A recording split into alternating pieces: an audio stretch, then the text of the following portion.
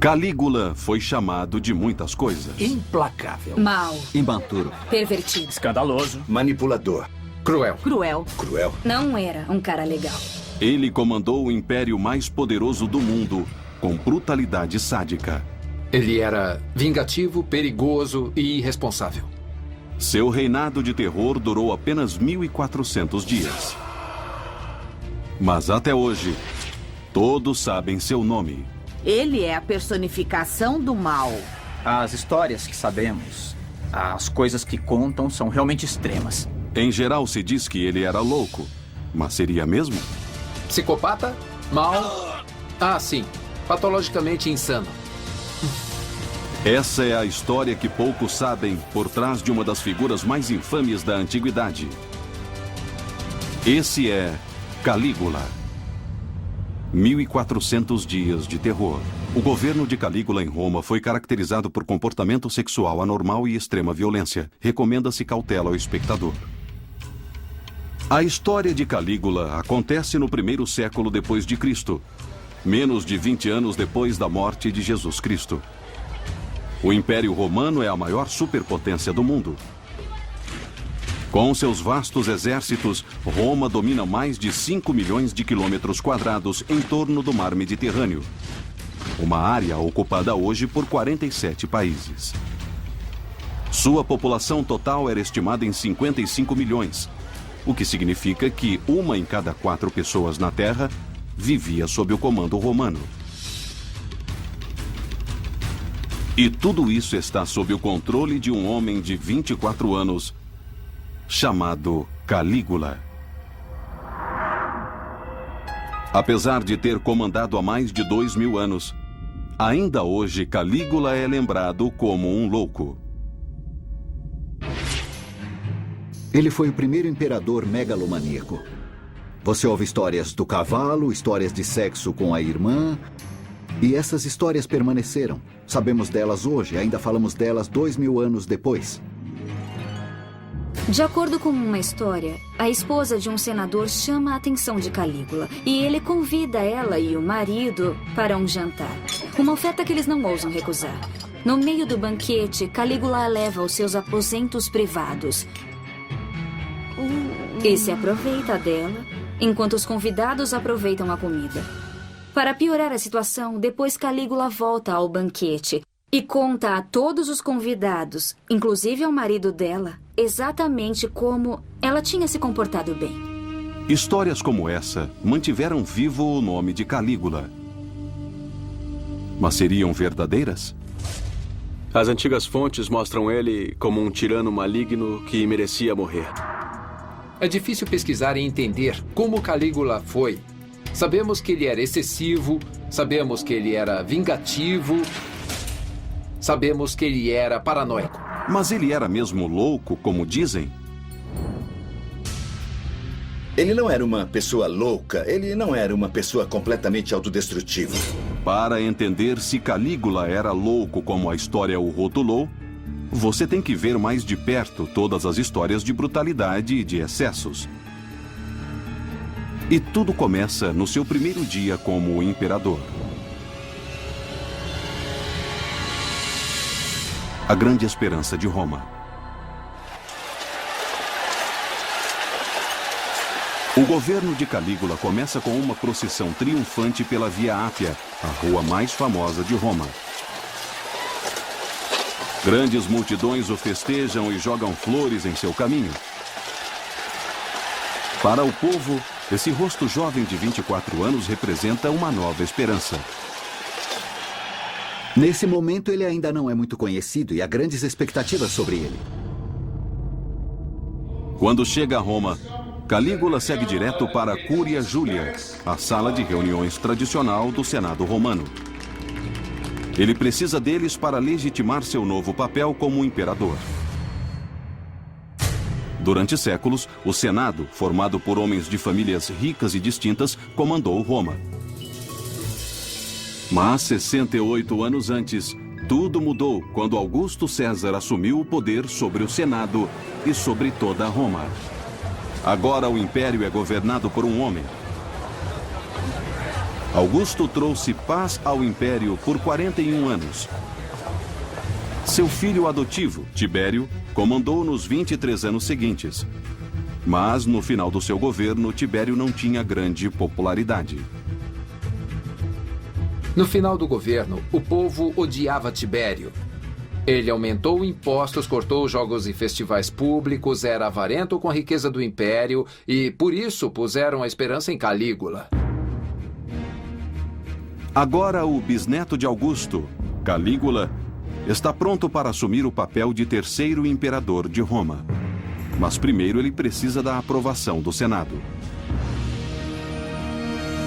Você tem que lembrar que o Senado passou por um período terrível sob o imperador Tibério. A última parte de seu governo foi cheia de medo, julgamentos por conspiração, senadores entregando uns aos outros, e eles realmente esperavam algo melhor de Calígula.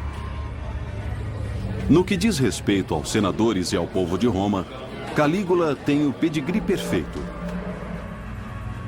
Sua mãe era neta do popular Augusto, e seu pai, Germânicos, foi um dos maiores e mais honrados generais de Roma. Quando criança, Calígula viveu em destacamentos distantes como esse, entre soldados duros, mas como filho do comandante, sabia bem dos seus privilégios. Os pais de Calígula constantemente lembravam o jovem de sua herança nobre e as grandes expectativas que tinham sobre ele. Desde o início, a mãe o criou para coisas grandes. Ela vestia o pequeno Caio Germânicos em uniforme de soldado e exibia ele por todo o acampamento para conquistar os soldados. Deu certo. Eles o amavam. Chamavam ele de Calígula, Pequenas Botas. Apesar dele odiar o nome, pegou. Fronteira da Síria. Calígula tinha só 7 anos e vivia na Síria, onde seu pai Germânicos estava numa missão. De repente, o pai adoeceu. E pior, ele foi envenenado, uma maneira terrível de se matar um soldado. Dizem que foram ordens do próprio imperador. O imperador na época era Tibério, tio-avô de Calígula. Ele temia a popularidade crescente de Germânicos entre seus soldados e o povo. Então ordenou que seu melhor general fosse envenenado. Calígula vê seu pai morrer pelo crime de ser muito popular. É uma lição sobre a dureza do poder imperial que ele nunca esquecerá. Mas Tibério não para por aí. Quando Calígula e sua família em luto voltam a Roma, o imperador continua a persegui-los, convencido de que ainda são uma ameaça ao seu poder. Tibério prende a mãe do Calígula e o irmão mais velho dele, acusando-os de traição. E eles são exilados em um lugar deserto, no meio do nada. A mãe dele passa fome até a morte. E o irmão mais velho comete suicídio. Tibério joga o outro irmão de Calígula numa cela abaixo do palácio. Lá, o jovem morre de fome, mas não antes de tentar comer o próprio colchão. A morte de seus pais e irmãos terá profunda influência no jovem Calígula. Se todas as pessoas mais próximas de você desaparecerem de repente, isso pode tornar você uma pessoa bem desagradável. Não é surpreendente que ele termine meio doido. Mas Tibério poupa o jovem, pelo menos por enquanto. Ele só sobreviveu porque era jovem demais para ser uma ameaça. Quando Calígula faz 17 anos, recebe uma convocação do imperador. Ele deve ir ao magnífico palácio de Tibério na ilha de Capri, próxima da costa de Nápoles. O treinamento de um imperador. Em Capri, o imperador montou um novo tribunal imperial, onde pode fazer tudo o que quer, longe de olhos curiosos. As pessoas pensaram que quando Tibério chamou ele à corte em Capri, este seria o fim do ainda jovem Calígula. É muito difícil entender o que Calígula estava pensando quando chegou aqui na propriedade de Tibério, em Capri. Provavelmente era uma combinação de apreensão e entusiasmo. Apreensão por causa do que já tinha acontecido com a família dele e o que podia acontecer com ele. E entusiasmo porque ele estava chegando aqui na real sede do poder imperial romano de Tibério. Quando Calígula chega ao palácio, para surpresa de todos, Tibério o recebe e o põe debaixo da sua asa. Tibério estava envelhecendo e precisava encontrar um sucessor. A única opção era o filho de Germânicos, Caio Júlio César, conhecido como Calígula. Vai ser a primeira impressão de Calígula sobre o que é ser imperador. Mas o mundo em que Calígula entra em Capri é diferente de tudo que ele ou qualquer um já viu. Era um antro de despotismo e devassidão. A maior parte da propriedade era decorada com imagens pornográficas nas paredes. Seria o equivalente ao Kama Sutra na Roma Antiga. Tibério recebia jovens homens e mulheres que corriam pelos jardins do palácio, todos quase sem roupas, tendo relações sexuais. E ele sentava lá e assistia. Em sua enorme piscina interna, Tibério nada nu com seus jovens convidados, chamando-os afetuosamente de seus peixinhos. Calígula é encorajado a se unir a eles e aceita, porque, em geral, a punição por irritar o imperador é a morte. Tibério gosta de jogar suas vítimas do despenhadeiro próximo de seu palácio, 300 metros mar abaixo.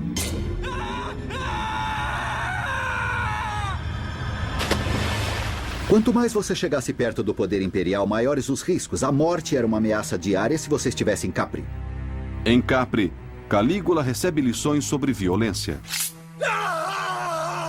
prazer e os efeitos intoxicantes do poder absoluto. Nós sabemos das orgias, essa é a parte que todo mundo lembra. Mas o importante a lembrar é que ele era praticamente um prisioneiro, era mantido lá contra a vontade dele. Ele sabia sobreviver sob vigilância, mas enquanto era observado, também observava. Calígula sabe que se sobreviver à vida em Capri, vai herdar o império de seu tio-avô. Calígula passou 6 anos vivendo aqui em Capri com o Tibério. Isso teve um impacto profundo sobre ele. O ensinou não só a ter poder absoluto, mas também o ensinou a se divertir. Calígula finge curtir tudo e espera secretamente sua chance de tomar o trono. Calígula toma o poder.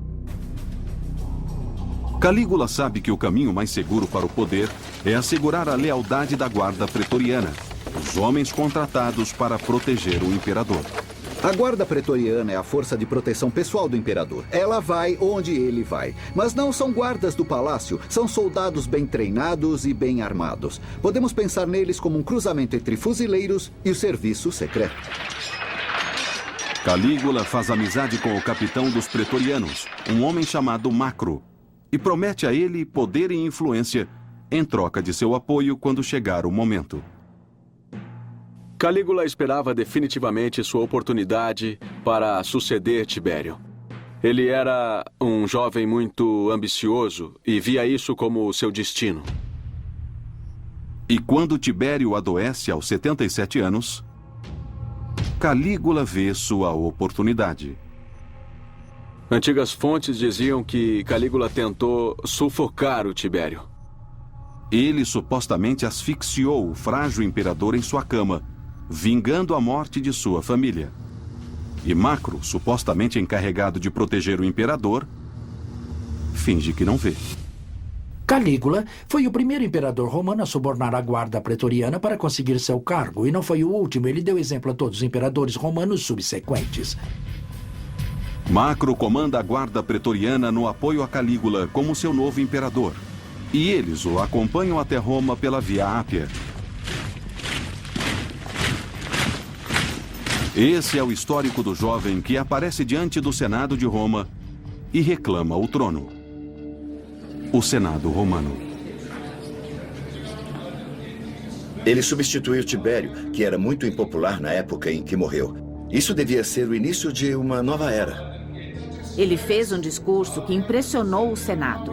Ele era tudo que os senadores queriam no imperador. Era humilde, diferente, até se intitulou filho deles. E eles ficaram tão impressionados que decidiram oferecer a ele todas as honras que Augusto e Tibério tiveram. Ele ainda não tinha feito nada para se mostrar, mas seria o imperador. Roma recebeu Calígula. Ele agora é o comandante do maior império do mundo e seu governo está só começando. Quanto tempo ainda passará até que Roma perceba que pode ter coroado um louco?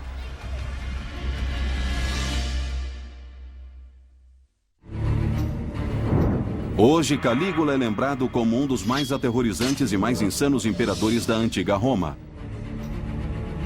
Mas quando ele chegou ao poder, Roma tinha esperanças em seu novo líder. Quando Calígula chegou ao poder, ele só tinha 24 anos. Era incrivelmente jovem. Tudo o que os romanos sabiam era que ele era bisneto do primeiro imperador de Roma, Augusto César. E que seu tio-avô, o imperador Tibério, tinha matado a maior parte de sua família imediata. O que ele fez antes na vida? Que experiências ele tem? Aparentemente nada de bom. Teve todos os parentes mortos e foi refém em Capri. Deve haver muito dano aí. Dar poder total sobre o Império Romano a esse tipo de homem foi uma loucura. Como novo imperador de Roma, o jovem Calígula controla mais que o império. Ele também controla sua riqueza. A Roma que Calígula herda é rica, graças ao bom gerenciamento dos dois primeiros imperadores. Ela cresceu em poder e o tesouro imperial é grande.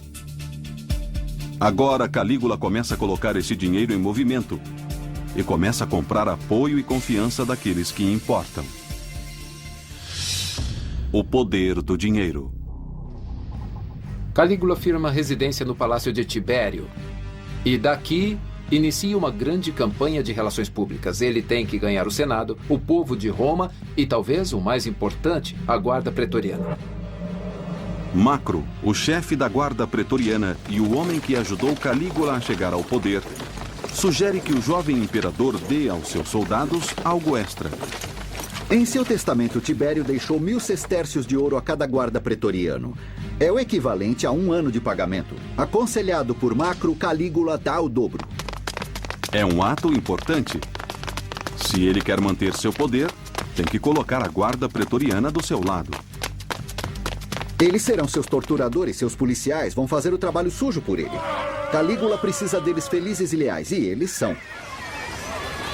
Calígula também dá a todo chefe de família em Roma um presente em dinheiro equivalente a $1000 hoje. Pense nisso como um ato de estímulo econômico antigo. Mas Calígula quer que as pessoas lembrem exatamente de quem está dando dinheiro a elas. Então faz algo extremo. Nós estamos aqui na Basílica Júlia. Esse é um dos grandes salões públicos de Roma. O prédio tem uns 3 andares de altura, em termos modernos, uns 18 metros de altura. Calígula sobe ao topo do prédio, armado de uma surpresa.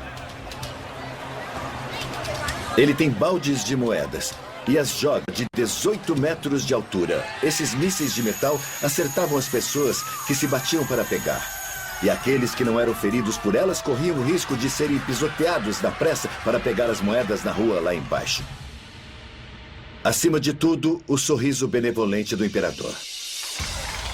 Calígula pôs o povo de Roma e também a Guarda Pretoriana do seu lado. Mas também deveria ganhar o Senado. Ele vai até eles com uma promessa. As coisas serão diferentes de como eram com o último imperador. Tibério não era muito popular no final do seu governo, porque ele fez uma série de julgamentos de traição contra os seus senadores. Tibério usava a ameaça de traição para manter o Senado em xeque. Qualquer um podia ser acusado e condenado por conspiração contra o imperador. Mesmo se não tivesse feito nada de errado, nenhum senador estava seguro. Agora, Calígula promete mudar tudo isso.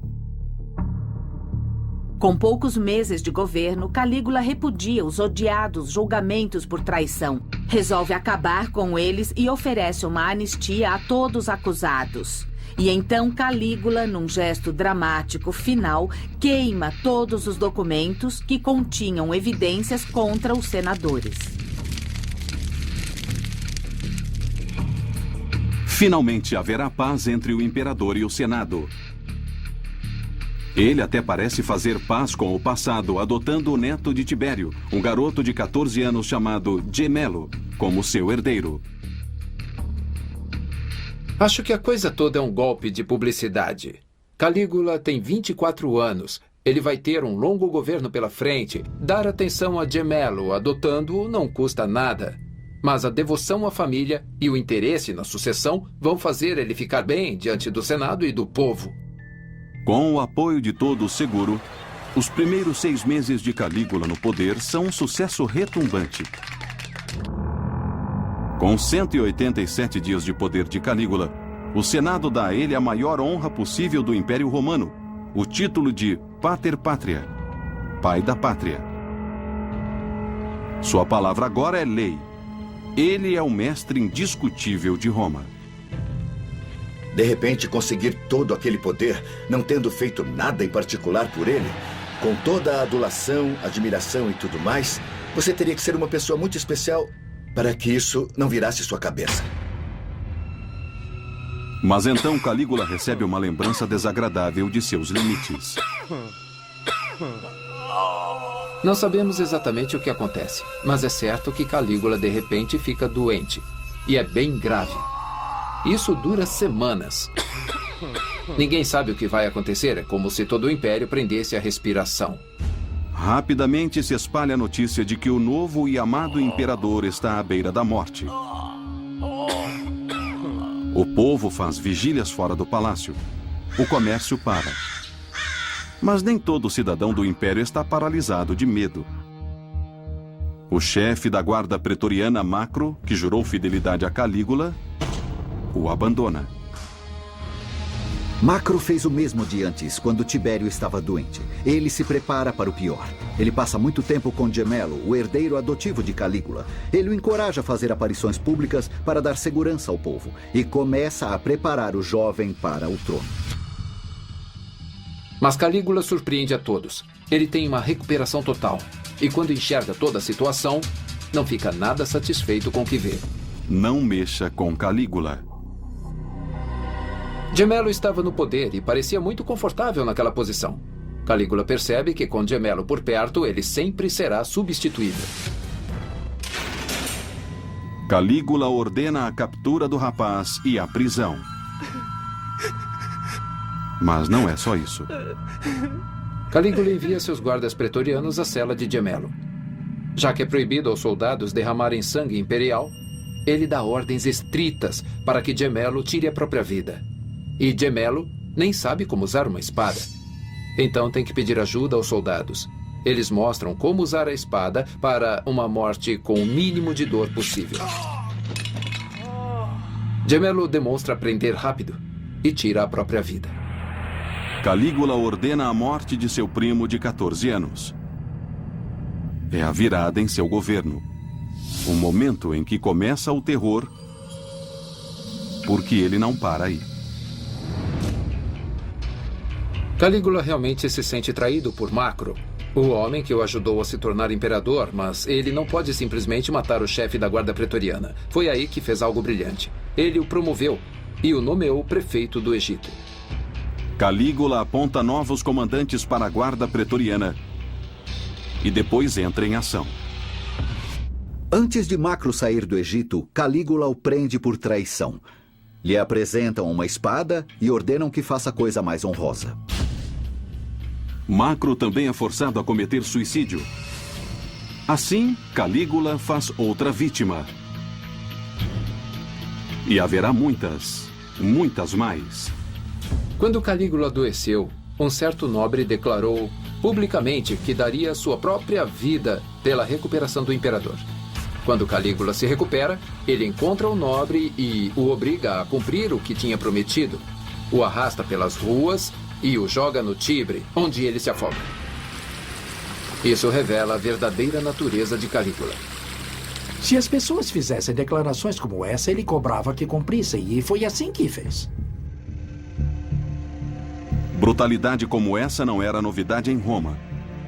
Era assim que as pessoas se mantinham no poder.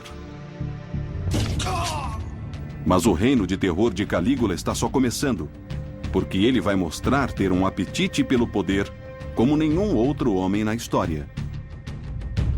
Agora ele tem as rédeas do império, pode fazer o que quiser, então pode ser desumano, pode ser irresponsável. Vou me divertir, vou fazer tudo o que eu quiser fazer.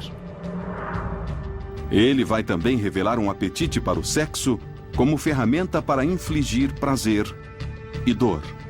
Quando se fala nos excessos sexuais de um imperador, se pensa em Calígula.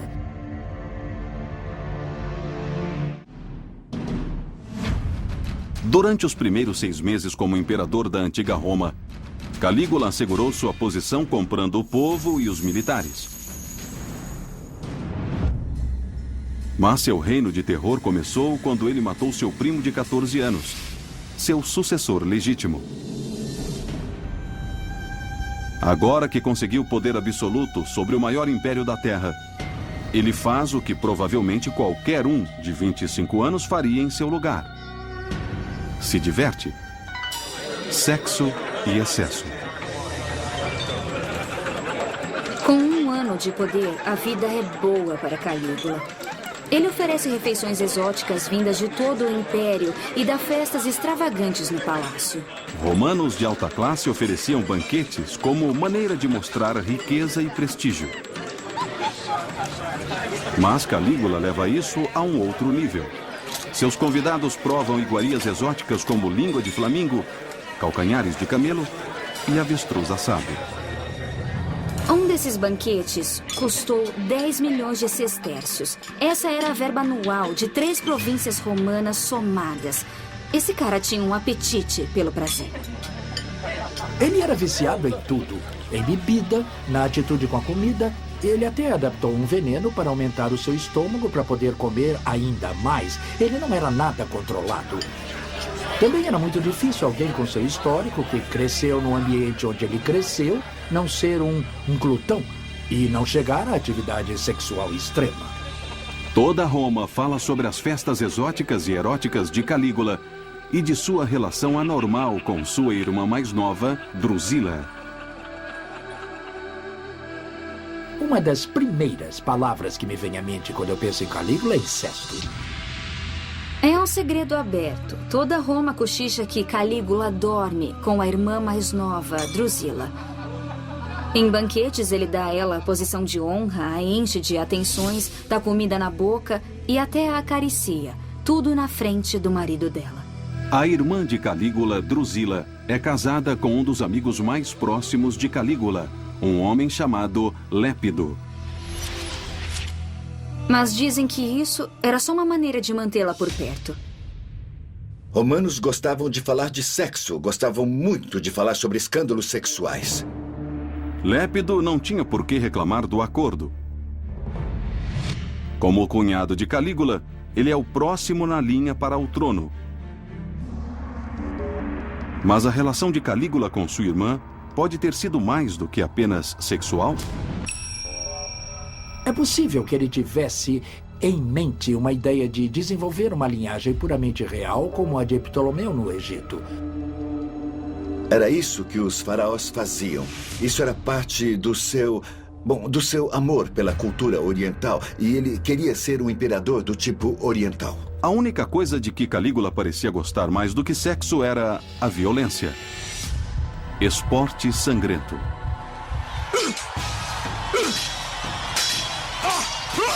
Calígula era grande fã de esportes sangrentos, principalmente lutas de gladiadores. E quanto mais sangrento o esporte, melhor. Arenas ficavam cheias de torcedores que gritavam, reagiam, torciam. E Calígula estava lá, gritando com eles.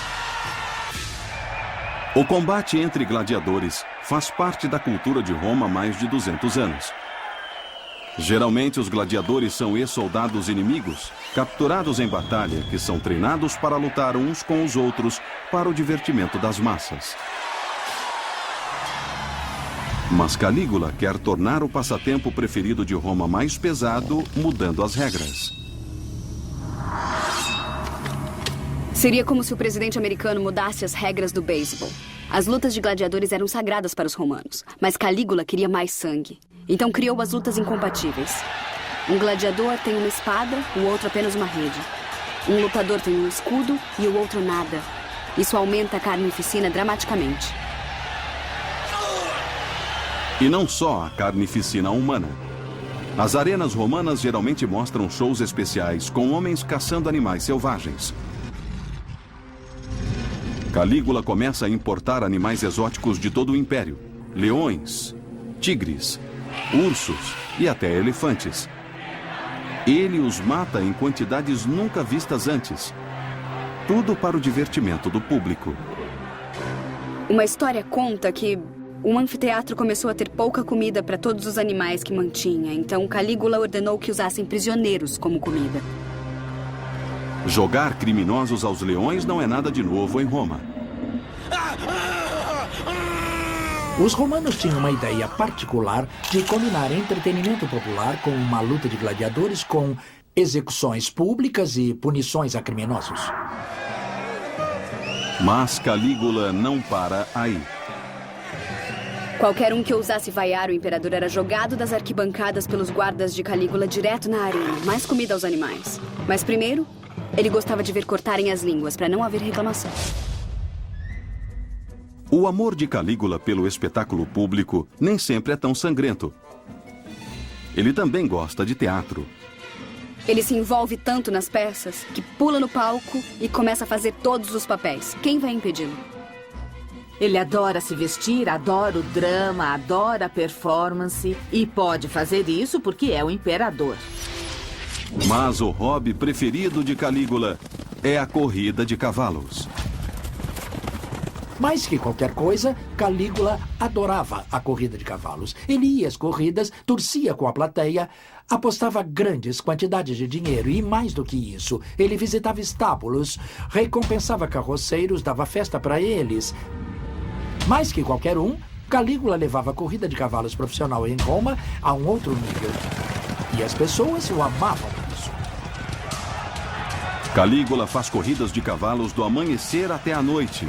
E, quebrando a tradição, vai a quase todas elas pessoalmente, principalmente aquelas feitas no Grande Circo Máximo, a pista mais importante da Roma antiga. Estamos falando em 250 mil pessoas no Circo Máximo nos grandes jogos. Era uma oportunidade fantástica de mostrar ao povo romano que ele era um deles. Mas, como no teatro, Calígula quer fazer mais do que assistir. Ele quer participar. Calígula construiu sua pista de corrida particular, uma parecida como essa aqui, mas nesse caso foi ao lado da colina do Vaticano. Mas ele precisava de uma peça central. Seu bisavô Augusto fez um obelisco de 24 metros no Circo Máximo. Calígula decidiu fazer o mesmo. Calígula ordena que um grande navio seja construído em escala nunca vista antes. Ele é mais comprido que um campo de futebol. Tem quase a metade em largura e tem apenas um propósito: transportar um imenso obelisco de 300 toneladas do Egito até Roma. Acontece que seu obelisco tem 90 centímetros a mais que o de Augusto. Parece que, para obeliscos, tamanho é documento. Você ainda pode ver hoje o poderoso obelisco de Calígula na entrada de um dos locais mais sagrados da Terra, a Basílica de São Pedro. Quanto mais Calígula gasta em festas, jogos e festivais, mais pessoas o amam por isso. Mas o Senado não está nada satisfeito com Calígula. Ele anda com o tipo de pessoas que o Senado não aprova em nada. Se mistura com atores, vai a entretenimentos incultos. Não era isso que eles queriam de seu imperador, mas Calígula realmente não se importa. Com 450 dias de governo, as festas sem fim de Calígula têm uma pausa trágica. Drusila, a irmã de Calígula e suposta amante, fica doente. Ela morre. Calígula fica totalmente devastado. E faz uma coisa impressionante para os padrões romanos. Ele a declara uma deusa. Ela é a primeira mulher romana a receber tal honra. As reclamações dos aristocratas sobre o comportamento errático de Calígula aumentam. Mas o imperador não se importa. Ele está prestes a silenciá-los com uma campanha de humilhação e violência diferente de tudo já visto antes. A frase preferida de Calígula é: deixe que odeiem, desde que me temam.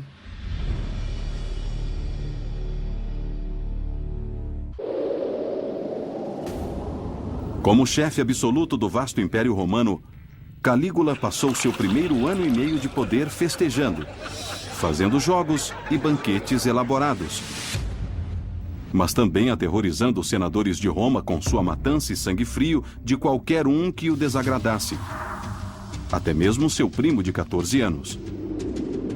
Mas as reclamações do Senado não serão ouvidas. Para eles, o terror está só começando. Calígula contra o Senado. Calígula tentou fazer algo diferente, que era criar um novo estilo de poder imperial que rejeitasse uma parceria íntima com o Senado. Parecia mais com um rei. Ele queria comandar e queria que o Senado cumprisse suas ordens. Calígula fica cada vez mais chateado com os senadores, mas não pode se livrar deles. O Senado existe desde que existe Roma. Então ele faz o que pode. Lança uma campanha para humilhá-los publicamente e mostrar a todos como eles são inúteis. Calígula reúne o Senado e faz um discurso impressionante. Ele os acusa de serem hipócritas, de serem traidores. Como evidência, ele usa os papéis de Tibério, que ele supostamente havia queimado. Calígula volta atrás na promessa que fez quando chegou ao poder. Ele anuncia que vai fazer julgamentos de traição como Tibério fez antes dele e encoraja os senadores a denunciar qualquer um que falar contra o imperador. Depois debocha deles, dizendo que eles devem agradecê-lo pelos insultos. Como o Senado vai responder a essa humilhação abjeta? Eles se encontram no dia seguinte e fazem exatamente o que Calígula disse que fariam. Eles o honram, eles o louvam, mas não tinham escolha. O que mais podiam fazer? Calígula expôs a realidade dessa relação.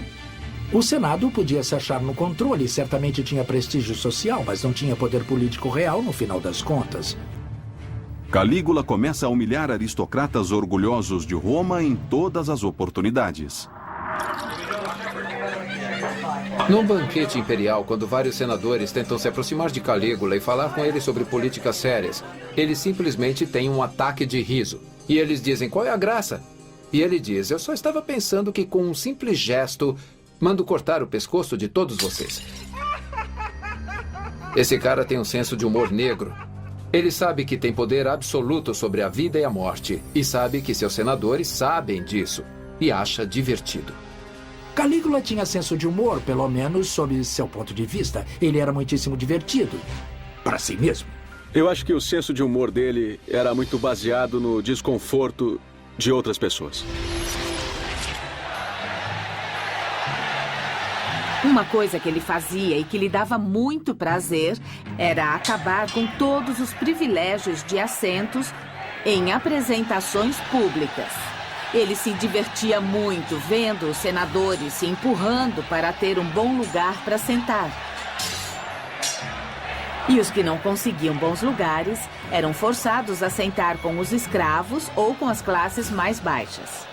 Ele sabia que seria um desastre, sabia qual seria o efeito e deixava acontecer. Ele adorava isso. Ele estava exagerando com as classes mais tradicionais da cidade de Roma. Quando os escravos o carregam numa liteira erguida sobre as ruas de Roma, Calígula faz os senadores caminharem ao lado enquanto discutem questões de Estado. Imaginem se os senadores de hoje fossem forçados a andar ao lado do carro oficial da presidência. Calígula gosta de fazer os senadores se vestirem em túnicas curtas, como escravos, para servi-lo em suas refeições. Para esses aristocratas de herança nobre romana, isso era extremamente humilhante. Às vezes dá para entender esse senso de humor quando Calígula os obriga a coisas humilhantes. Nós também, às vezes, conhecemos gente orgulhosa e pensamos em como seria poder fazer isso com eles. Calígula podia. É essa campanha de humilhação que explica a história famosa mais bizarra sobre ele. Ele queria nomear seu cavalo cônsul, o presidente tradicional do Senado. Calígula tem um cavalo de corrida puro sangue premiado chamado Intitatus. E ele amava esse cavalo. Todos os tipos de honra foram feitos ao seu cavalo, inclusive recebeu o mesmo peitoral que teve o cavalo de Alexandre o Grande. Conta a história que em um de seus famosos banquetes, Calígula convidou seu cavalo Intitatus, fez ele ficar à mesa num lugar de honra e deu comida, água, tudo em tigelas de ouro. Quando um dos membros do Senado perguntou por que fazia aquilo, ele respondeu: "Estou pensando em torná-lo cônsul." Muitos historiadores antigos viram isso como prova de que o imperador Calígula estava louco. Mas é bem mais provável que fosse só uma piada elaborada justamente para insultar seus convidados. Os senadores dariam o braço direito para ser cônsul. E lá vem Calígula dando tudo aquilo a seu cavalo. Ele queria que o Senado fosse a favor dele. Humilhando-os, ele mostrava sua irritação com uma classe que não fazia o que ele queria que fizesse. Os senadores não estão só humilhados, estão paralisados. Eles deviam levar esse comportamento bizarro a sério? Uma palavra errada e podiam ser mortos. Uma vez tarde da noite, Calígula convoca alguns dos senadores mais velhos até seu palácio. Eles acham que é uma consulta sobre o crescimento da insatisfação das tribos germânicas ao longo do rio Reno. Ao invés disso, ele aparece fantasiado e faz uma dancinha para eles. No final, exige o aplauso deles. Ele sabia que seria muito divertido ao populacho. Seria engraçado para todo mundo, menos claro para os senadores. Historiadores antigos, também aristocratas, usaram essas histórias para provar o quanto Calígula estava louco. Muitas coisas que as fontes contam que ele fez e que nos parecem muito infantis e bobas e que talvez fossem evidências de um tipo de loucura, na verdade eram pensadas para humilhar os senadores. Sua campanha de humilhação parece funcionar. Os senadores se apoiavam em sua dignidade, sua honra, só que ele estava tirando tudo isso deles. Senadores começam a se curvar ao falar com ele, uma tradição seguida mais no Egito e no Oriente que em Roma. Ele se torna a versão romana de um faraó divino, mas precisa ter filhos para estabelecer uma verdadeira dinastia familiar. Nasce um herdeiro. Calígula se casa com a filha de um mercador rico de aparência comum. O mais interessante é que ela já estava grávida de 8 meses. Se o bebê era dele ou não, ninguém sabe. Então ela dá à luz uma menina. Isso terá enormes implicações para a sucessão. Mas o mais assustador nisso tudo é que Calígula chama a menina de Drusila, como sua querida irmã falecida. O marido de Drusila, Lépido, era o próximo na linha de sucessão ao trono. Agora ele e as 2 irmãs de Calígula que restaram perderam a chance. Com o Senado humilhado a ponto de se romper, as condições são propensas a uma conspiração. Havia muitas outras pessoas na nobreza de Roma que também podiam reclamar o trono, e essas pessoas eram perigosas. Calígula ainda está apenas na metade de seu governo. O terror apenas começou. Ele vai criar espetáculos selvagens de devassidão, liderará seus exércitos até as fronteiras do mundo e começará um derramamento de sangue em Roma, matando pessoas às dezenas. O que falta para levar Roma até o seu limite? O que Calígula faz realmente passa dos limites e ele acaba sendo rejeitado. Calígula comandou o Império Romano por apenas 1.400 dias. Agora, com 2 anos e meio de governo, o povo de Roma ainda o adora, graças aos seus festivais públicos ininterruptos. De início, ele tomou a decisão de manter o povo ao seu lado. Ele cuidava deles, fazia jogos para eles. Era bom para eles. Para os aristocratas de Roma no Senado, ele tem sido um pesadelo, humilhando-os em cada oportunidade. Ele cansou o Senado, pegou no pé deles, os irritou o máximo que conseguiu. Calígula não mostrou respeito à classe dominante. Então, não surpreende que alguns dos aristocratas mais poderosos de Roma comecem a planejar maneiras de tirá-lo do poder. Conspirações em toda parte. Calígula ouve rumores sobre os cônsules de Roma, os 2 oficiais eleitos pelo Senado para sua liderança. E Calígula entra em ação. Do nada, Calígula manda prender os 2 cônsules, os 2 oficiais executivos. Isso era inédito. Imagine o presidente americano prendendo os representantes do Senado de ambos os partidos. A acusação era de que eles não o honraram devidamente em seu aniversário. Claro que há outra teoria: conspiração. Calígula tortura os senadores presos e descobre uma grande conspiração para assassiná-lo. De repente, esses cônsules foram forçados a cometer suicídio. O imperador logo descobre que o plano é bem mais profundo. Não é só um bando de senadores insatisfeitos. É sua família. É uma traição devastadora que atinge Calígula diretamente no coração. Acontece que suas irmãs e seu cunhado, Lépido, planejam matá-lo antes que ele produza um herdeiro homem.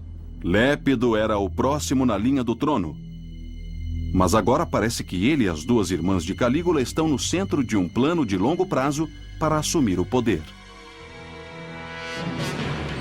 Se você é da família imperial, não é como qualquer outra família. Qualquer um que é parente seu é ao mesmo tempo seu rival. Pense nisso como a máfia nos filmes de Hollywood. Os parentes se tratavam assim. Eles não tinham problemas em chutar uns aos outros quando precisavam. Calígula precisa fazer deles um exemplo. Ele ordena que seu cunhado Lépido seja executado.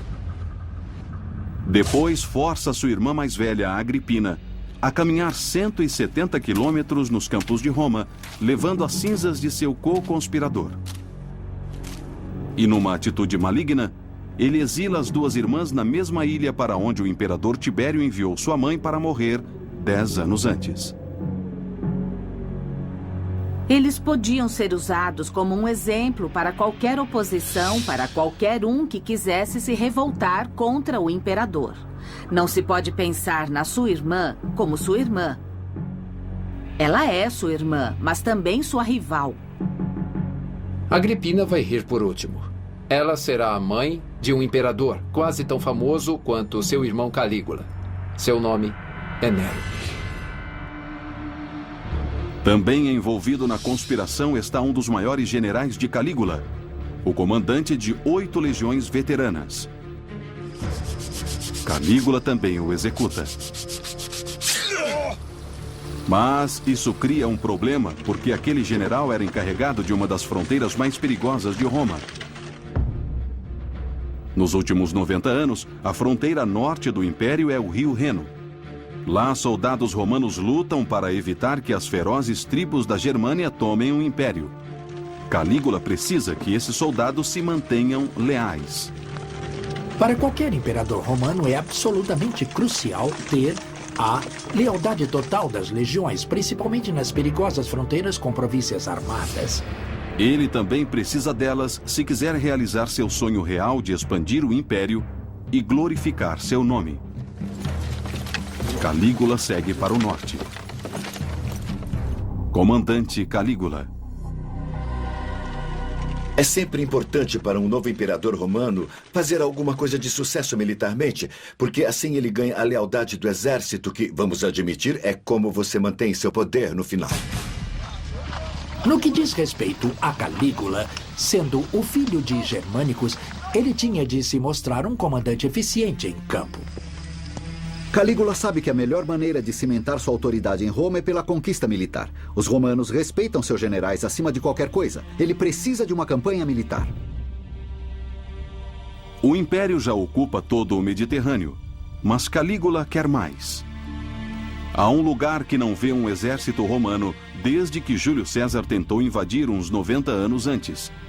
E, de acordo com os espiões de Calígula, estava pronto para a invasão agora. A Britânia. O que ele queria fazer era não só superar seus parentes, mas também superar Júlio César, que era o avô de todos. Calígula nomeia um novo general, mais confiável, para fazer a defesa de Roma ao longo do Reno e cobrir seu flanco. E depois ele lidera 4 legiões veteranas em direção a oeste até a glória. Finalmente, Calígula e suas tropas chegam às margens do Canal da Mancha. E lá, se podemos confiar nas fontes antigas, algo de muito bizarro acontece. De acordo com o historiador antigo Suetônio, o imperador Calígula reúne suas legiões aqui, na praia, em formação de batalha, com armas de cerco e tudo mais, e ordena que eles marchem contra o mar. De acordo com a história, Calígula determinou a conquista do próprio oceano. E não só isso. Quando isso não dá certo, ele ordena que os homens coletem conchas e pedras dentro de seus capacetes e túnicas. O que deu na cabeça dele? Aqueles eram veteranos de guerra. Claramente ele estava louco. Durante séculos, muitos usaram esse episódio para provar que Calígula estava louco. Por que ele ordenaria que as tropas recolhessem conchas na praia? Poderia haver algo além disso? A resposta pode estar no que aconteceu quando os romanos conseguiram cruzar o canal 3 anos depois. Sabemos que quando as legiões de Cláudio chegaram a essas margens, fizeram um motim. Elas se recusaram a entrar nos barcos. Para elas, aquele era o limite do mundo. Os comandantes levaram semanas para convencê-las a fazer a travessia, e parece que algo bem parecido aconteceu a Calígula. Pela lei romana, a punição por motim é matar 1 em cada 10 homens das legiões envolvidas. Eles chamam de dizimação. Matar 1/10. Calígula certamente não tem dificuldades em dizimar suas tropas. Mas isso podia ser um desastre. Calígula não pode dizimar suas tropas se elas se amotinam. Afinal, ele acabou de executar seu general e não quer que os exércitos da Gália fiquem contra ele. Então ele os manda coletar conchas aqui na praia, como maneira de humilhá-los.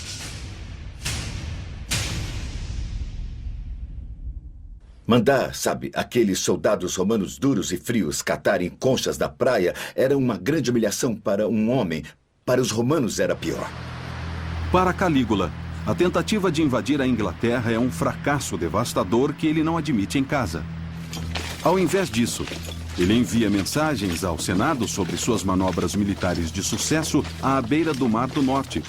Relatos que podem levar ao boato de que ele ordenou que seus homens literalmente atacassem o oceano. Calígula estava voltando a Roma depois da sua aventura no norte. Ele achava que fez bastante no norte. Fortaleceu as defesas do Reno, preparou o caminho para a invasão romana em larga escala na Britânia, venceu o Canal da Mancha. Por isso, merecia um triunfo romano. Mas o Senado não estava afim de fazer isso. O triunfo é uma tradição honrosa romana. Generais romanos que voltam de uma grande vitória militar fazem uma parada com suas tropas pelo centro de Roma, ovacionados pelo povo. Era uma das mais altas honras que alguém podia ter no mundo antigo. Mas triunfos devem ser feitos pelo Senado. E eles não querem fazer um para Calígula. Ao invés disso, simplesmente enviam mensagens apressando seu retorno para que decisões sejam tomadas. Aí ele começou a se irritar. Sua resposta era: eu vou sim, mas quando chegar, vou levar isso. E tocava a espada ao seu lado. Calígula estava decidido. Apesar de não ter conquistado a Britânia, ele finalmente ia conquistar o Senado romano. 3 anos em seu governo de 1400 dias, e a posição do imperador Calígula enfraqueceu. ele teve que deter brutalmente uma conspiração liderada por suas próprias irmãs. Falhou em sua tentativa de invadir a Britânia. E agora o Senado se recusa a dar a ele a honra de uma procissão triunfal por Roma. Calígula precisa lembrar a todos de quem está no comando. Era importante não só ser imperador, mas ser visto como imperador. A prova do poder.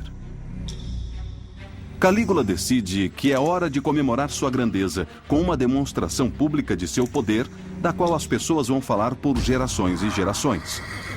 Se ele não pôde ter uma parada triunfal por Roma, vai fazer um grande espetáculo mais ao sul, num local amado pelos aristocratas romanos, a cidade costeira e balneária de Baia. Baia era o playground da aristocracia romana. Era a cidade de veraneio de luxo da elite de Roma. De dia, você podia relaxar num complexo de banho. E à noite, banquete com iguarias trazidas de navio de todo o império. Hoje, a cidade antiga de Baia está quase totalmente submersa, escondida debaixo do mar Mediterrâneo. Mas na época de Calígula, era onde os ricos e famosos mantinham suas casas de veraneio. É aqui que Calígula decide fazer um dos espetáculos mais estranhos e monumentais da história. Calígula ordena que uma frota de navios afunde em pares daqui até o porto movimentado de Pozzuoli, o que faz represar toda essa parte. Por quê? Ele queria construir uma ponte que atravessasse toda a Baía. Vai ser uma das estruturas mais bizarras na história. Uma ponte temporária de 5 quilômetros atravessando a Baia. Não é a primeira vez que alguém constrói uma ponte usando navios. O grande rei persa Xerxes uma vez criou uma ponte em um estreito entre a Turquia e a Grécia para poder marchar suas tropas por ela. Agora, 500 anos depois, Calígula espera superar o famoso rei persa. Os engenheiros de Calígula começam a lançar pedras e terra nos navios afundados, até criarem uma ponte de terra de 5 quilômetros até o outro lado. Ele até ordena que pavimentem com pedras, como uma verdadeira estrada romana. Finalmente o palco está armado. Calígula põe uma guirlanda de folhas de carvalho, monta em seu cavalo e lidera sua legião através da ponte de Baia até Pozzuoli.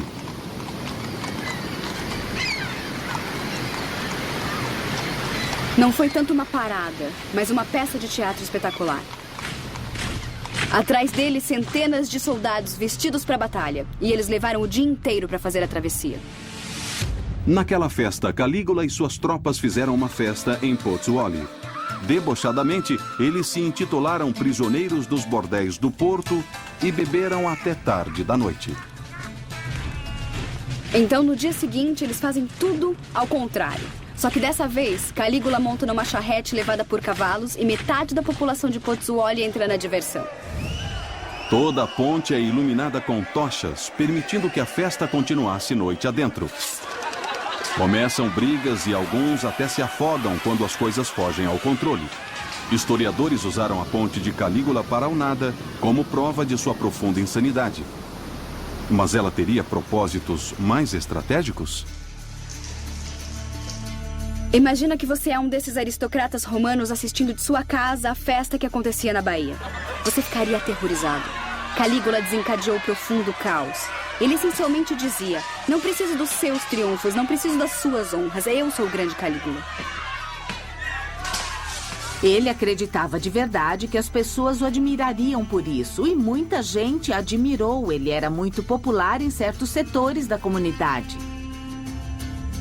Em parte era a vontade de festejar, de se divertir, mas eu acredito que há uma dimensão política nisso, sabe? Como um imperador, você quer ser cada vez maior, mais e mais distante, mais parecido com um deus. Os imperadores romanos geralmente criavam grandes monumentos para exibir seu poder. Os aquedutos de Roma e os arcos monumentais, até templos como o Panteão, foram fundados e construídos por homens que esperavam ganhar os corações e as mentes do povo. Mas os projetos de Calígula não são grandes obras públicas. Eles parecem ser só testamentos ao seu próprio ego. Quando vemos seus projetos de construção, é interessante quanto são focados nele próprio. Talvez o maior exemplo disso seja o que ele fez no Lago Nemi, apenas 32 quilômetros ao sul de Roma. Prazeres flutuantes. Esse lago aqui, e também a floresta que o rodeia, são um lugar especial para o imperador Calígula. Porque na antiguidade ele era considerado o lar sagrado da deusa Diana, que é a deusa da floresta e também da lua. Era aqui que Calígula costumava vir para fugir do estresse e do caos da cidade de Roma. E é aqui que ele decide construir uma coisa diferente de tudo que já foi construído antes e diferente de tudo que foi repetido depois. Foi uma descoberta só feita nos anos 30, quando arqueólogos trabalhando para Mussolini drenaram o lago. Eles descobriram 2 enormes navios, maiores que tudo que os historiadores pensavam que os romanos fossem capazes de construir na época. Os 2 tinham o comprimento de um campo de futebol e 23 metros de largura. Quando leram as inscrições no navio, eram impressionantes. Com verba, poder e ego ilimitados, parece que Calígula decidiu construir os maiores navios do mundo. Como você pode ver aqui, o Lago Nemi é bem pequeno. Ele tem menos de 1,5 km de diâmetro. Agora, tenta imaginar, nesse espaço relativamente pequeno, uma barcaça, equivalente a um campo de futebol em comprimento. Agora imagina 2 dessas barcaças flutuando nesse lago. Na margem, arqueólogos reconstroem com dificuldade os impressionantes navios. Mas apesar de terem sobrevivido por quase 2.000 anos no fundo do lago, eles não puderam sobreviver à Segunda Guerra Mundial. Os navios foram destruídos num bombardeio aéreo. Mas o prédio que os guardou está de pé ainda hoje, como um testamento à sua enormidade. Os navios faziam o lago parecer pequeno e impressionaram qualquer convidado que tivesse a sorte de ser chamado a bordo. Calígula constrói esses enormes palácios de prazer flutuantes em padrões de luxo que jamais foram vistos antes. Os navios são construídos para fazer cruzeiros regados a vinho a lugar nenhum. Os pisos eram cobertos de mosaicos vindos de todo o Império Romano. Cada um dos tijolos de terracota do teto era coberto de bronze. O mais impressionante de tudo isso, eu acho que é o fato de todo o navio ter um sistema de canos para água quente e também para água fria. Na verdade, a água quente podia correr por baixo de alguns dos pisos de mármore para que cada um dos salões pudesse ser aquecido e confortável para os convidados que chegavam aos navios de Calígula. O templo, ricamente decorado e navio do prazer, servia como uma lembrança viva do poder e da riqueza de Calígula. Estava sempre ansioso para mostrar que havia uma grande diferença entre um imperador e um senador. Ele diz: eu sou mais rico e mais poderoso que o de mais alta classe no mundo romano. Ele também envia uma outra mensagem, que é: esses navios foram construídos imitando o estilo dos navios antigos que levaram faraós pelo Rio Nilo.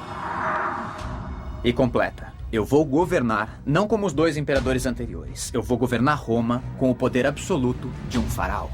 Sua mensagem era clara, porque quando os navios foram descobertos, eles ainda tinham suas decorações valiosas em bronze e mármore.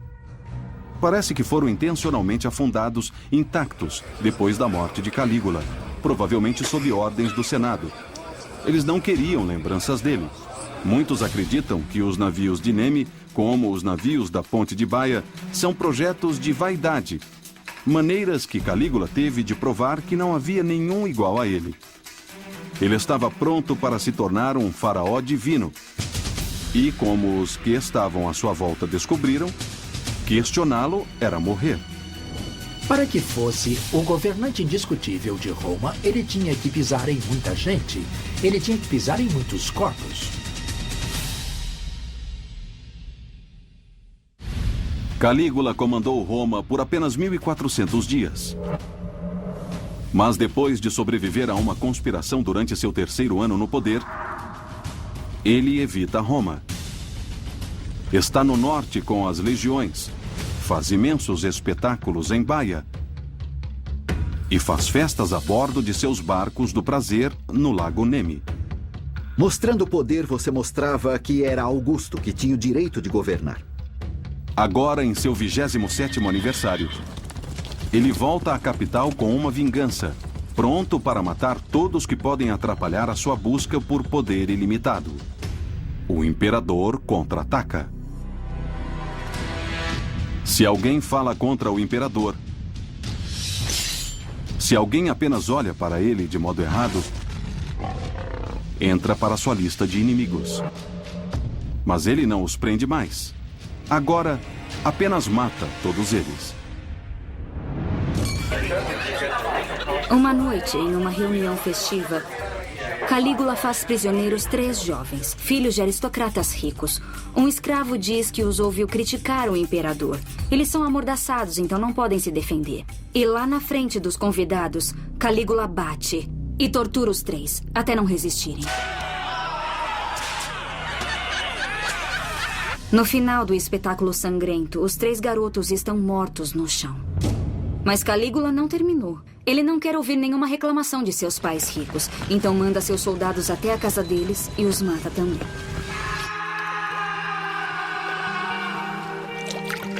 A sede de sangue era uma maneira de chocar, assustar e horrorizar, e esperava que servisse como aviso. Sabemos que não serviu porque havia conspiração atrás de conspiração. Calígula mandou chicotear até a morte os acusados de traição. Ele os tortura com aço e fogo. Mas esse nível de crueldade é incomum em Roma? Sua reputação, bom, certamente é de crueldade, mas a quem ele é comparável? Os últimos 10 anos de seu antecessor Tibério também não foram muito divertidos. A diferença de Calígula é que ele parece se divertir. Ele gostava de matar as pessoas aos poucos, para que soubessem que estavam sendo mortas. Mas não é só o prazer com o sangue que o impulsiona. As mortes têm um outro motivo: dinheiro. Calígula confisca a propriedade de todo senador condenado por traição. Em certo ponto, um servo diz a ele que o senador que tinha sido executado não tinha dinheiro algum. A resposta de Calígula? Que pena. Ele morreu à toa, então. Um historiador da antiguidade diz que, para levantar fundos para sua vida extravagante, Calígula transforma seu palácio num bordel, forçando as esposas e os filhos jovens dos senadores a se prostituírem a quem viesse.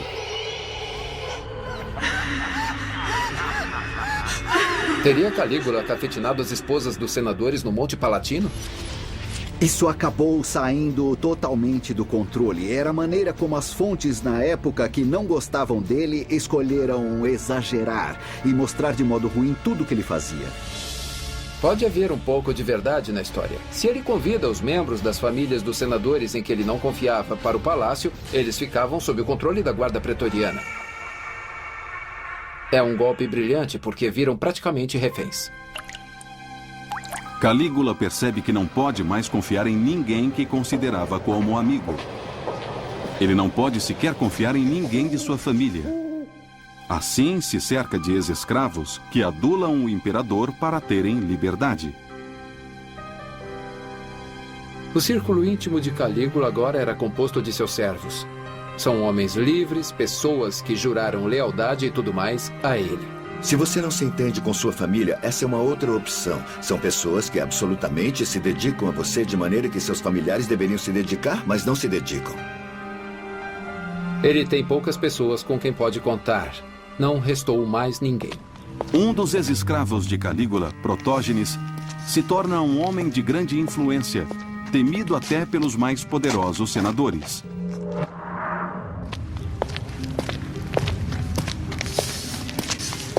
Calígula tem um secretário cujo trabalho é monitorar os senadores para ver se não há conspirações contra ele. Um dia, esse secretário vai à Cúria e, enquanto os senadores passavam por ele, ele disse a um deles: "Por que me cumprimenta se odeia tanto o imperador?" Era só isso que os outros senadores precisavam ouvir. Eles começaram a agredi-lo com canetas e começaram a cortar a pele dele. Mas aí piora. Correm atrás dele e começam a estripá-lo.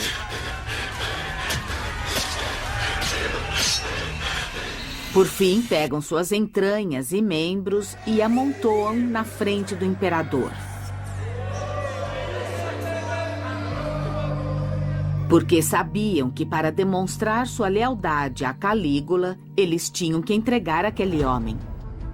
Calígula governa Roma há apenas 1.300 dias. E nesse tempo, ele passou de figura amada a um verdadeiro tirano, governando pelo medo e pela intimidação. Ele não era o imperador no modelo de um Augusto ou de um Tibério que asseguravam os poderes constitucionais? O Calígula se via mais como um rei, mais do que como um imperador romano tradicional. Era assim o poder imperial. Augusto e Tibério tinham governança total, gostassem disso ou não. E Calígula só era sincero e dizia que queria ser um rei. Ninguém ousa dizer não a ele. Cada palavra sua é lei. Quando se está nessa posição, o poder fica muito sedutor. E acho que foi isso que aconteceu com Calígula. Mas para o ego de Calígula, não é suficiente ter poder absoluto. Ele agora quer ser adorado como um deus vivo. Ele acreditava mesmo que o povo romano aceitaria como deus? Certamente isso não era normal. Mas é isso que finalmente leva Roma a destituir seu imperador?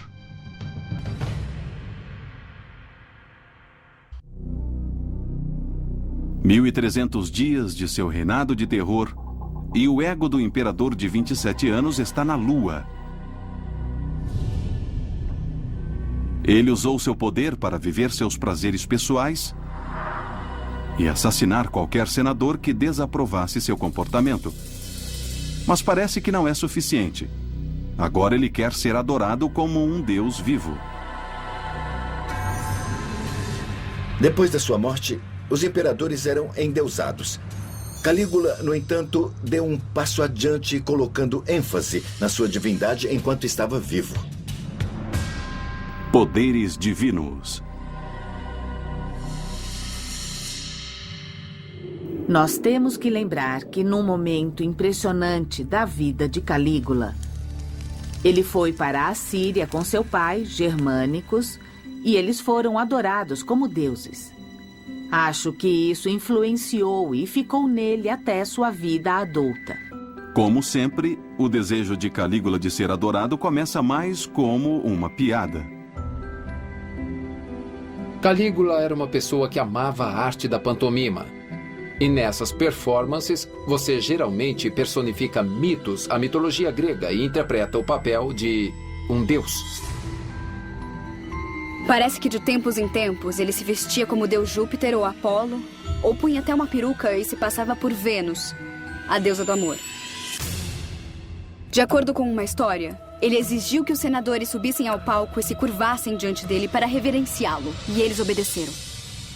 Mas Calígula quer ser adorado de verdade. Então pensa um plano engenhoso: conectar seu palácio a um templo próximo. Atrás de mim estão as 3 colunas do templo de Castor e Pollux, que era um dos templos mais antigos e mais sagrados de Roma. Atrás deles está o Monte Palatino, onde era o palácio do imperador. E ele fez do templo sua varanda, tanto que tinha um balcão que se estendia até o palácio. Calígula gostava de sentar entre as 2 estátuas imensas de Castor e Pollux, para que quando alguém se curvasse aos deuses, estaria se curvando a ele também. Ser adorado como Deus era completamente ultrajante. Pensamos nisso como um traje e isso ofendia os romanos também. De outro ponto de vista, se apresentar como um deus era uma boa política, porque aumentava o respeito pela figura do imperador. É verdade que Calígula foi a primeira pessoa a fazer isso. Mas também vale dizer que depois, no Império dos séculos 3 e 4, isso se tornou lugar comum. Calígula só estava muito à frente de seu tempo. Calígula passa cada vez mais tempo no local maior e mais sagrado de Roma, o Templo de Júpiter, dedicado ao rei dos deuses. Em certo ponto, ele está diante da estátua do próprio Júpiter e pergunta ao amigo que está com ele a Peles, o famoso ator, qual de nós é mais poderoso? O que você responderia? Se disser que Júpiter é mais poderoso, está insultando o imperador. Se disser que o imperador é mais poderoso, está insultando o rei dos deuses. É uma situação perdida. Apelles hesita. E pela hesitação, Calígula dá uma surra nele. Calígula quer que todo mundo saiba de seu poder e toma uma atitude ainda mais ultrajante. Ele se declara um deus vivo. Calígula teve um templo especial, construído para sua própria divindade, e dentro havia uma estátua dele em ouro que a cada dia era vestida com as roupas que ele estivesse usando. Havia sacerdotes especiais e sacrifícios requintados feitos a ele. Calígula finalmente conseguiu seu objetivo de ser adorado como um deus, como os grandes faraós do Egito. Essa era uma ideia oriental. No Oriente, monarcas ficavam felizes em serem adorados enquanto vivos, e Calígula trouxe isso para Roma. Mas mesmo nas províncias romanas no Oriente, a ideia de adorar Calígula como deus não era nada popular. Na tentativa do imperador Calígula de criar um culto imperial divino em torno de si, ele faz algo realmente extremo. Ele tenta erguer uma estátua colossal de si mesmo no local mais sagrado para o povo judeu, o Templo de Jerusalém. Bom, se isso desse certo, teria repercussões catastróficas, talvez suicídios em massa para evitar que acontecesse. Por sorte, o governador local romano conseguiu impedir que a estátua fosse erguida. A resposta ao novo culto de Calígula não foi animadora. Aqui em Roma, certamente não era normal que alguém se declarasse Deus ainda em vida. O que explica a próxima bomba de Calígula: o grande insulto. Ele anuncia ao Senado que está deixando Roma e se mudando para Alexandria, no Egito. A Alexandria era um dos centros culturais mais importantes no mundo antigo nessa época da história. A Alexandria certamente era um lugar onde seu estilo de liderança autocrática seria mais aceitável. Mas estaria Calígula querendo levar a capital do Império Romano para fora de Roma? Pelas leis de Augusto, os senadores não podiam pôr os pés nas províncias do Egito. Em outras palavras, o que Calígula dizia era que criaria uma capital onde nenhum senador podia pisar e ele poderia governar como quisesse. E isso foi aterrorizante para a classe dominante.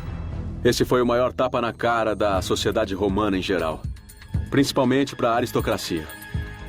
É dezembro de 40 depois de Cristo. Calígula se organiza para passar a corte imperial para o Egito. Ele não sabe, mas nunca verá suas fronteiras. Na verdade, ele tem menos de 30 dias de vida. Calígula tinha que ser morto. Era agora ou nunca. E os riscos eram imensos.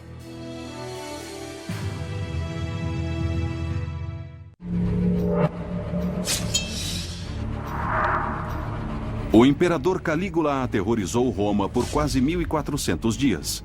Ele forçou todos a adorá-lo como um deus vivo. Agora, anuncia seus planos de mudar a capital do Império Romano para o Egito. Lá, eles sabem como adorar seus governantes como reis divinos. A ideia de Calígula mudar a capital para Alexandria acho que não foi só uma mera ameaça, isso foi usado como um golpe real contra o Senado. Há outro motivo para a partida. A última campanha de Calígula de violência contra o Senado fez dele um alvo. Para Calígula, Roma tinha se tornado um lugar perigoso. Com inimigos por trás de cada porta, era hora de sair de Roma. Se ele passa a corte imperial para Alexandria, todos em Roma vão perder. Os aristocratas, a guarda pretoriana e até o povo. É a gota d'água. Calígula deve morrer. Um alto aristocrata é acusado de conspirar contra Calígula. A testemunha é a bela atriz Quintilia, sua amante. Calígula manda a guarda pretoriana torturar, surrar e chicoteá-la. Ela não diz nada. Comovido com sua lealdade e com seu rosto agora desfigurado, Calígula a deixa livre. Mas, de acordo com a história, ao sair, Quintilia pisa no pé de um dos soldados pretorianos. É um sinal de que ela não revelou nada. Acontece que há uma conspiração e a guarda pretoriana é parte dela.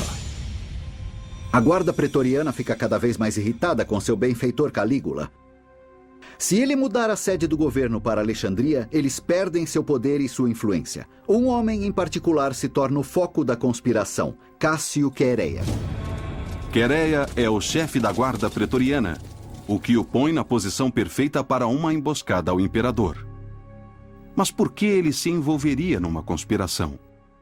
Os antigos historiadores dizem que Cássio Quereia geralmente era alvo de brincadeiras cruéis de Calígula. O imperador ria de sua voz efeminada e questionava sua sexualidade em público. Mas os motivos de Quereia provavelmente foram mais complexos que isso, e ele certamente não agia sozinho. Senadores poderosos também apoiavam o plano. Seu objetivo não era só matar Calígula, mas restaurar o poder do Senado para que ele pudesse governar Roma como era antes de haver um imperador. Dia 1400. Tudo acontece durante a celebração dos Jogos Palatinos anuais próximos ao Palácio de Calígula.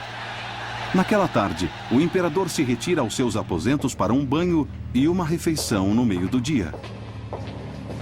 Para voltar ao palácio, Calígula não faz o mesmo caminho de todos. Ele entra numa série de corredores subterrâneos como este aqui, que passa pelo Monte Palatino, unindo diferentes partes do palácio. E essas passagens subterrâneas são conhecidas como criptopórticos. Os criptopórticos são desertos enquanto o imperador anda com seus guardas. É o lugar perfeito para uma emboscada. Quereia segue o imperador Calígula pelo criptopórtico. Consegue chamar sua atenção e o detém. Ele faz isso perguntando qual é a senha do dia. Habitualmente, Calígula responde com uma obscenidade. É neste momento que Quereia pega sua espada e o ataca. Mas Quereia não age sozinho. Das sombras aparecem muitos conspiradores e eles começam a apunhalar o corpo de Calígula. São senadores e tribunos e até um escravo liberto de Calígula. E eles não param até que o seu corpo esteja numa poça de seu próprio sangue. Ita.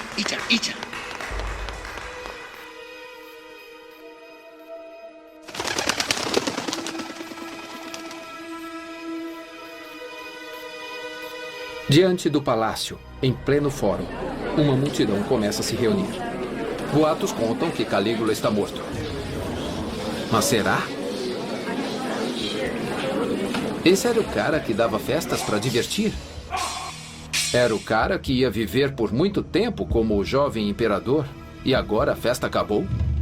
O Senado se reúne, o clima é tenso, todo mundo está confuso. O que eles vão fazer agora? De repente, todos os senadores que estiveram se curvando a Calígula agora o chamam de tirano. Eles até pensam no retorno da República. Talvez o Império tenha sido um erro. Talvez seja necessário voltarem aos velhos tempos. Enquanto isso, a guarda pretoriana continua a caçar a família imperial. A guarda pretoriana busca pelo palácio o resto da família de Calígula. Quando encontram sua mulher, passam a espada nela. E a filha bebê deles, Drusila, tem a cabeça batida contra a parede.